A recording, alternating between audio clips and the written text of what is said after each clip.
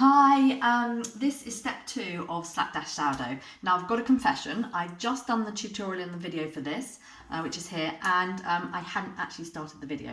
So what I've done is a little mock-up of a mini version of what I just did to create step 2.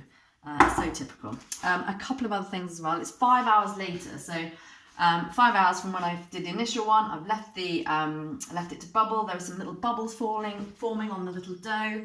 And we've got the salt and flour mix there. So what I did do, because I know people don't like not knowing how much water and things like that I put in. I can't even speak now.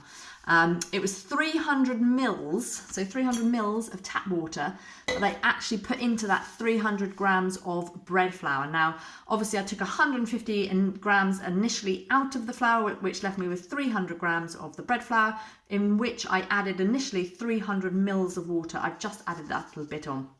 The salt and the 150 remaining grams are they were in that pot, which I've already done the video for, but didn't do the video. And the 40 grams of sourdough starter is also in there. So, mini demo of what I did. Took it off, looked in, there were a few little bubbles forming and bubbling on this sloppy dough. I then got the end of my spoon, made sure the salt and the flour were mixed nicely into that dry mini bowl. And you just simply put it in, and you initially use your spoon and you go around and you work it, and you start working that mixture through. It takes a little bit of a while to do this, but then you get your hands in and you really get your hands in and you squish it. As you notice, I probably noticed I've got it all over my top whilst I did this.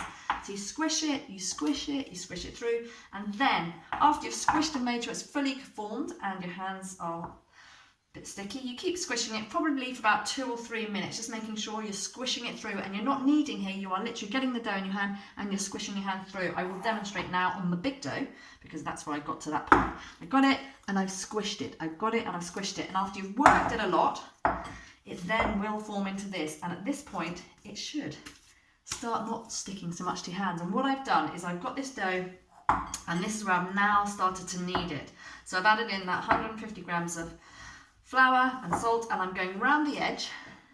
I'm picking it up at the edge, I'm bringing the edges in and I'm folding it over and just pushing it down. Nothing too strenuous, and that will pick up. You'll probably find initially there's lots of flour stuck on the bottom of your bowl. You just keep working that. So you pick it up and you're pulling the edges up. You work one bit, you fold it over. Pick up another bit, you're folding it into the middle and pushing it down. Folding it round, and as you see I'm spinning the bowl as I do it. And I'm just working that dough. And then it's formed a nice dough. Really nice. There, you can see the bottom of it's all nice and smooth. You've got a really nice dough there. It's a bit sticky. At this point, we're just going to leave it. So, this is step 2. Step 2 is already done. I'm going to add a little bit of flour so it's not completely stuck to the bottom of the bowl. Just a little sprinkling there. I'm going to shove it around. So this bowl is dusted. Putting my sourdough lump back in there. That's my demo one. Not using that. There, so we've got a little bit of flour in there. That means it won't stick so much. You're just knitting these bits into the middle a little bit. Do that for about 2 or 3 minutes as well. So you've got to really quite toughen the dough up nicely. So you've got a nice ball of dough there, a little sprinkling of flour. That's really nice. Keep that nice bit smooth. Spread the flour around so it doesn't all stick.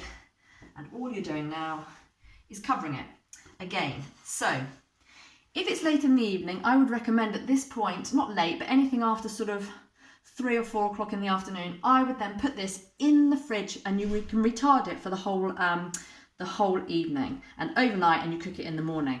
If not, here comes someone in the house. If not, then what you do is you will leave it for a minimum of 4 more hours. At that point, you can cook it.